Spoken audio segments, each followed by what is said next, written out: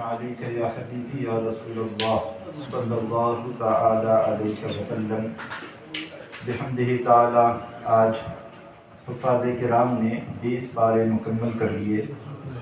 سورہ نمل کا جو بقیہ حصہ تھا آج اس کو مکمل کیا گیا، اور پھر اس کے بعد سورہ قصص کی تلاوت کی گئی، اور پھر سورہ عنکبوت کا بیشتر حصہ آج مکمل کر لیا گیا۔ ماشاءاللہ۔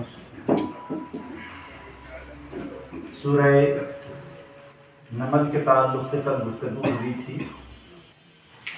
جیسے کہ میں نے بتایا تھا کہ نمل جو ہے چونٹی کو عربی میں کہتے ہیں، اسی طرح عنکبوت بھی ایک جانور کا نام ہے۔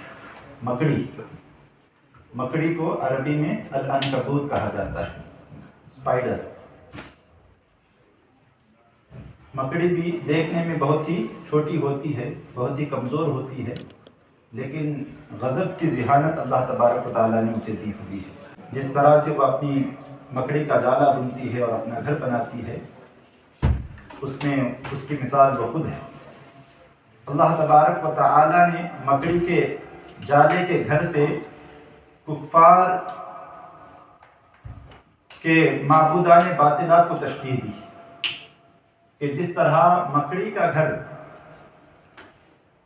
ہوتا تو بہت بڑا ہے، جب مکڑی بننے پر آتی ہے تو بہت بڑا جالا بن لیتی ہے، لیکن ایک آدمی ہلکی سی چھوٹی سی کاڑی، چھوٹا سا تنکا بھی لے کر جو ہے اس پورے گھر کو جو ہے اکھاڑ سکتا ہے، نکال سکتا ہے۔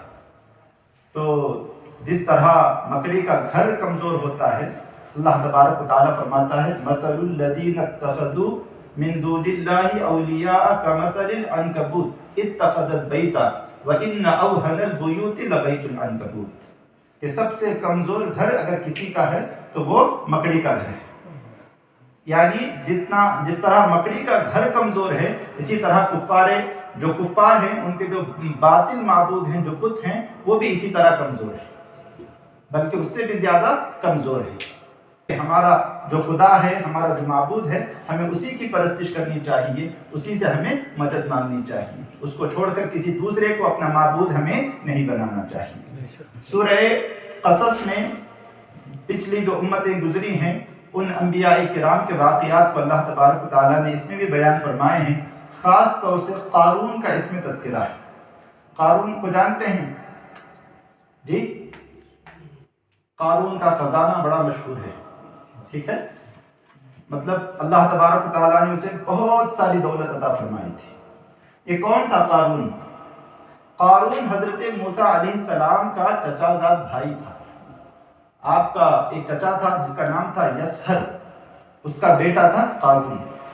شروع میں بہت اچھا تھا، نیک تھا، اور اس وقت اس کے پاس زیادہ مال و دولت نہیں تھی، اور عاجزی بھی بہت تھی اس کے اندر، اور توریت کا بہت بہترین قاری تھا، بہت بہترین قاری تھا۔ بعد میں اللہ تبارک و تعالیٰ نے اسے مال اور دولت سے نوازا تو پھر یہ منافق ہو گیا۔ جس طرح سامری جو ہے منافق ہو گیا تھا، اسی طرح قارون بھی جو ہے منافق ہو گیا۔ پہلے تو حسد میں مبتلا ہوا۔ حضرت ہارون جو حضرت موسیٰ کے بھائی ہیں، ان کو اللہ تبارک و تعالیٰ نے یہ ذمہ داری دی تھی کہ جو کوئی قربانی کرنے کے لیے آتے تھے تو مذبح خانے کی جو ذمہ داری تھی، جو انچارج تھے، وہ حضرت ہارون تھے۔ اس دور میں قربانی اس طرح نہیں ہوتی تھی جس طرح اب ہم ذبح کرتے ہیں، بلکہ اس دور میں قربانی یہ تھی کہ مذبح ایک جگہ ہوتی تھی جہاں پر جو ہے لوگ اپنی قربانی کی چیزیں لا کر رکھ دیتے تھے، اور پھر آسمان سے آگ آ کر اس کو کھا کر چلی جاتی تھی۔ آسمان سے آگ آ کر اس کو کھا لیتی تھی۔ جس چیز کو آگ کھا لیتی تھی، اس کا مطلب یہ تھا کہ وہ قربانی اللہ کی بارگاہ میں مقبول ہو گئی، اور جس کے مال کو آگ آ کر کھاتی نہیں تھی، اس کا مطلب یہ تھا کہ اس کی قربانی اللہ کی بارگاہ میں مقبول نہیں ہوئی۔ شروع میں قارون جو ہے وہ حضرت ہارون سے حسد میں مبتلا ہوا۔ اس نے حضرت موسیٰ علیہ السلام سے کہا کہ آپ نبی ہیں اور آپ کے بھائی ہارون جو ہیں ان کے پاس مذبح خانے کا انچارج ہے، میں حالانکہ توریت کا بہترین قاری ہوں اور مجھے کچھ بھی عہدہ نہیں دیا گیا ہے۔ تو حضرت موسیٰ علیہ السلام نے کہا کہ ہارون کو جو عہدہ ملا ہے وہ اللہ تبارک و تعالیٰ کی طرف سے ملا ہے، اس میں میرا کچھ بھی دخل نہیں ہے۔ تو اس نے کہا کہ میں نہیں مانتا۔ تو پھر بعد میں حضرت موسیٰ علیہ السلام نے کہا اچھا چلو میں اس چیز کو ثابت کرتا ہوں۔ آپ نے بنی اسرائیل کے جتنے سردار تھے ان سب کو کہا کہ تم سب اپنی اپنی لاٹھیاں لے کر آؤ. تو سب اپنی اپنی لاٹھیاں لے کر آئے. رات میں سب کی لاٹھیاں ایک جگہ رکھی گئی اور حضرت ہارون علیہ السلام کی لاٹھی کو بھی اس میں ڈال دیا گیا. اور صبح تک حضرت موسیٰ علیہ السلام نے کہا کہ تم سب ان لاٹھیوں کو پہرا دیتے رہنا صبح تک، کہ اس میں سے کوئی بھی لاٹھی ادھر سے ادھر ہونی نہیں چاہیے. صبح تک جو ہے ان لاٹھیوں کو پہرا دیا گیا. تو صبح کے وقت جب لاٹھیاں دیکھی گئیں تو حضرت ہارون علیہ السلام کی جو لاٹھی تھی وہ بالکل سرسبز و شاداب ہو گئی اور اس سے ٹہنیاں نکل گئی. یعنی اس میں جو ہے تازگی آ گئی تھی. دیگر لاٹھیاں اپنی حالت پر تھیں، لیکن حضرت ہارون علیہ السلام کی جو لاٹھی تھی اس کے اندر ہریالی آ گئی تھی، پتے آ گئے تھے، شاخیں نکل گئی تھی. تو حضرت موسیٰ علیہ السلام نے کہا کہ دیکھو یہ نشانی ہے اس بات کی کہ حضرت ہارون کو جو ہے اللہ تبارک و تعالیٰ نے مذبح خوانی کے لیے مقرر فرمایا ہے. بہرحال قارون نے جو ہے ماننے سے انکار کیا. پھر موسیٰ علیہ السلام کی امت پر اللہ تبارک و تعالیٰ نے زکوٰۃ فرض فرمائی. بنی اسرائیل کے اوپر جو ہے 1/4 مال کی زکوٰۃ نکالنا یہ فرض تھا. 1/4 ہمارے اوپر 40واں حصہ ہے. 40 روپے میں 1 روپیہ دینا اللہ تبارک و تعالیٰ کی راہ میں یہ ہمارے اوپر فرض ہے. لیکن بنی اسرائیل میں 1/4 حصہ فرض تھا، یعنی 40 میں سے 10 روپے نکالنا اللہ تبارک و تعالیٰ کی راہ میں جو ہے یہ ان کے اوپر فرض تھا. جب حضرت موسیٰ علیہ السلام نے قارون سے کہا کہ تمہیں بھی اللہ کی راہ میں مال نکالنا ہے، زکوٰۃ دینی ہے، تو اس نے کہا کتنا؟ کہا 1/4، 1/4 تمہیں زکوٰۃ نکالنی ہے. تو اس نے کہا کہ 1/4 یہ تو بہت ہو رہا ہے، میں اتنا زکوٰۃ کے طور پر نہیں دے سکتا. حضرت موسیٰ علیہ السلام نے سمجھایا کہ تمہارے پاس جو بھی مال و دولت ہے وہ اللہ کا دیا ہوا ہے، اس میں جو ہے تمہیں کسی بھی طریقے کا جھجک نہیں ہونا چاہیے، بلکہ اللہ کی راہ میں تمہیں دل کھول کر دینا چاہیے. نہیں مانا. اور پھر اس کے بعد حضرت موسیٰ کے پاس اصرار کرتا رہا، کم کراتا رہا، کم کراتا رہا، کم کراتا رہا، یہاں تک کہ حضرت موسیٰ علیہ السلام نے کہا کہ اچھا چلو تم اپنے مال کا 1000واں حصہ دے دو. اپنے مال کا 1000واں، یعنی 1000 میں صرف 1 روپیہ، 1000 میں صرف 1 روپیہ تم اللہ کی راہ میں زکوٰۃ کے طور پر نکالو. اس نے کہا اچھا چلو ٹھیک ہے، میں اس پر کچھ کرتا ہوں. اور پھر اس کے بعد گھر آیا، اور گھر آنے کے بعد پھر اس نے حساب لگایا کہ کتنا ہو رہا ہے، تو وہ بھی بہت بڑا تھا. 1000واں حصہ بھی جو ہے اس کے لیے ایسا لگ رہا تھا کہ بہت زیادہ مال جو ہے وہ نکل جا رہا ہے.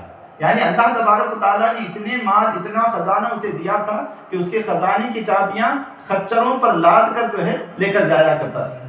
اتنی صرف چابیاں کئی خچروں پر جو ہے لادی جاتی تھی، تو خزانے اس کے پاس کتنے ہوں گے. تو وہاں گیا اور جانے کے بعد اسے وہ بھی بھاری محسوس ہونے لگا کہ 1000واں حصہ بھی اگر میں نکالوں تو بھی جو ہے بہت زیادہ مال نکل جا رہا ہے. تو پھر اس نے ایک تدبیر سوچی. تدبیر کیا؟ مکاری اس نے کی کہ اپنے خیال کے جو لوگ تھے ان لوگوں کو اس نے جمع کیا، اور پھر اس نے کہا کہ دیکھو حضرت موسیٰ اب ہم سے مال کا مطالبہ کر رہے ہیں، اب ہم کیا کریں؟ تو ان لوگوں نے اس کی ہاں میں ہاں بھری، اس لیے کہ مالدار آدمی تھا اور یہ سب اس کی چاپلوسی کرنے والے تھے. ایسا کرتے ہیں ایک بد چلن عورت کو جو ہے ہم تیار کر دیں گے اور وہ حضرت موسیٰ علیہ السلام پر تہمت لگا دے گی. ٹھیک ہے. تو پھر اس کے بعد جو ہے سب نے کہا کہ ٹھیک ہے ایسا کر لیتے ہیں. پھر اس کے بعد ان لوگوں نے ایک بد چلن عورت سے جو ہے بات چیت کی اور اس کو کہا کہ تمہیں فلاں مجلس میں بلایا جائے گا اور تم کھڑے ہو کر حضرت موسیٰ علیہ السلام پر جو ہے تہمت لگا دینا، برے کام کی تہمت لگا دینا، اور معاوضے میں ہم تمہیں اتنی رقم ادا کریں گے. اس نے کہا ٹھیک ہے. پھر اس کے بعد قارون حضرت موسیٰ کے پاس گیا اور جانے کے بعد کہا کہ فلاں دن میں لوگوں کو جمع کروں گا، آپ لوگوں کو واضح نصیحت کیجیے گا. تو حضرت موسیٰ علیہ السلام نے کہا ٹھیک ہے. تو ایک دن جو ہے قارون نے تمام لوگوں کو جمع کیا. حضرت موسیٰ علیہ السلام جو ہے کھڑے ہو کر ان کو نصیحت کرنے لگے کہ اپنے مالوں کی زکوٰۃ دو، چوری مت کرو، جو چوری کرے گا اس کے ہاتھ کاٹے جائیں گے، اور اگر کوئی زنا کرتا ہے، غیر شادی شدہ ہے، تو اسے 100 کوڑے لگائے جائیں گے، اور اگر شادی شدہ ہے تو اسے سنسار کیا جائے گا. تو یہ قارون اٹھ کر کھڑا ہو گیا اور کہنے لگا اے موسیٰ کیا یہ سزائیں آپ پر بھی لاگو ہوتی ہیں؟ معاذ اللہ. یعنی اگر آپ بھی اس طرح کا کوئی جرم کا ارتکاب کر بیٹھے تو کیا یہ سزائیں آپ پر بھی لاگو ہوں گی؟ حضرت موسیٰ علیہ السلام جلال میں آ گئے اور کہا کہ ہاں اگر میں نے کوئی جرم کیا یہ سزا مجھے بھی دی جائے گی. تو پھر اس کے بعد اس نے کہا کہ فلاں عورت اس طرح کی باتیں آپ کے تعلق سے کرتی ہے. تو حضرت موسیٰ علیہ السلام تو پہلے سے جلالی تھے، آپ پورے پر جلال انداز میں کھڑے ہو گئے اور کہا کہ کون ہے جو میرے خلاف تہمت لگانا چاہتی ہے؟ وہ عورت اٹھ کر کھڑی ہوئی، لیکن حضرت موسیٰ علیہ السلام کا چہرہ دیکھ کر، آپ کا جلال دیکھ کر وہ ڈر گئی اور پھر اس نے دل میں توبہ کیا اور پھر حضرت موسیٰ علیہ السلام سے سچ سچ بتا دیا کہ میں آپ پر تہمت نہیں لگا رہی ہوں، بلکہ یہ قارون ہے جس نے جو ہے مجھے اس بات پر اکسایا کہ میں آپ کے خلاف جو ہے تہمت لگاؤں۔ اب حضرت موسیٰ علیہ السلام جلال میں آ گئے اور اللہ کی بارگاہ میں آپ نے دعا کی کہ اے اللہ اس قارون کو تو اپنی پکڑ میں لے لے۔ اللہ تبارک و تعالیٰ نے زمین کو حضرت موسیٰ علیہ السلام کے لیے مسخر کر دیا اور فرمایا کہ اے موسیٰ یہ زمین تمہارے حکم کی تابعدار ہے، لہذا جو تم حکم کرو گے یہ زمین تمہارا حکم مانے گی۔ پھر حضرت موسیٰ علیہ السلام نے زمین کو حکم دیا کہ اے زمین اس قارون کو پکڑ لے، اس قارون کو پکڑ لے۔ پہلے آپ نے اعلان کیا کہ جو میری طرف ہے وہ میری طرف آ جائے اور جو قارون کی طرف ہے وہ قارون کی طرف رہے، تو صرف 2 لوگ قارون کے ساتھ رہ گئے، باقی سب حضرت موسیٰ کی طرف واپس آ گئے تھے۔ تو قارون اور قارون کے ساتھ وہ دونوں لوگ جو ہے پہلے زمین نے ان کو ان کے گھٹنوں تک اندر لے لیا، پھر اس کے بعد منتیں سماجتیں کرنے لگا قارون کہ میں تمہارا چچا زاد بھائی ہوں، میں رشتہ دار ہوں وغیرہ وغیرہ۔ لیکن حضرت موسیٰ علیہ السلام کا جلال کم نہیں ہوا، آپ نے پھر دعا کی اور پھر زمین کو حکم دیا کہ اس کو اپنے پکڑ میں لے لے، پھر وہ کمر تک اندر گیا۔ اس طرح جو ہے پورا جسم لوگوں کے سامنے قارون کا زمین کے اندر دھس گیا، زمین کے اندر قارون۔ فَخَسَفْنَا بِهِ وَبِدَارِهِ الْأَرْضَ، تو ہم نے اسے اور اس کے گھر کو زمین میں دھسا دیا۔ گھر بھی کیسا؟ گھر کے دروازہ جو ہے وہ سونے کا تھا اور پورے گھر کی دیواروں پر جو ہے اس نے سونے کا لیپ جو ہے وہ چڑھایا ہوا تھا، ایسا محل اس نے اپنا تیار کیا تھا۔ لیکن اللہ تبارک و تعالیٰ کا جب عذاب نازل ہوا تو پھر یہ سارا اس کا گھر اور قارون کے ساتھ قارون کے دونوں ساتھی جو ہے وہ زمین میں پورے کے پورے دھس گئے۔ حضرت ابو قتادہ رضی اللہ تعالیٰ عنہ روایت کرتے ہیں کہ وہ ابھی تک زمین میں دھس رہے ہیں اور قیامت تک وہ زمین کے اندر دھستے رہیں گے، قیامت تک جو ہے زمین کے اندر وہ دھستے ہی چلے جائیں گے۔ اس واقعے کو بیان کرنے کا مقصد یہ ہے کہ مال اللہ تبارک و تعالی ہمیں آزمانے کے لیے بھی دیتا ہے۔ مال جب ہمارے پاس آئے تو ہمارے اندر تکبر اور غرور نہیں آنا چاہیے، بلکہ اللہ کا شکر ادا کرنا چاہیے۔ اور شکر ادا کرنے کا سب سے بہتر طریقہ کیا ہے کہ اللہ نے جو زکوٰۃ کا حکم ہمارے اوپر لازم کیا ہے، یہ زکوٰۃ نکل رہی ہے، اس سے زیادہ اللہ کی راہ میں دینے کی کوشش کریں۔ انشاءاللہ اس سے ہمارا مال کم نہیں ہوگا۔ میں امید کرتا ہوں کہ آئندہ سال جب آپ دوبارہ زکوٰۃ نکالنے کے لیے بیٹھیں گے تو آپ کا مال اور بڑھ گیا ہوگا۔ اس کے اگلے سال جب پھر آپ بیٹھیں گے زکوٰۃ نکالنے کے لیے تو آپ دیکھیں گے گزشتہ سال میں نے 3000 پاؤنڈ زکوٰۃ نکالے تھے، آج مجھے 4000 پاؤنڈ نکالنے پڑ رہے ہیں۔ پھر ایک سال کے بعد اس میں اضافہ ہی ہوتا جائے گا۔ زکوٰۃ نکالنے سے ہمارا مال کم نہیں ہوتا ہے، بلکہ ہمارے مال میں اور اضافہ ہی اضافہ ہوتا ہے۔ اللہ تبارک و تعالی ہم سب کو احکام خداوندی پر عمل پیرا رہنے کی توفیق عطا فرمائے، اپنے مالوں کی زکوٰۃ صحیح طور سے نکالنے کی توفیق عطا فرمائے۔ وآخر دعوانا الحمد للہ رب العالمین۔ السلام علیکم ورحمۃ اللہ وبرکاتہ۔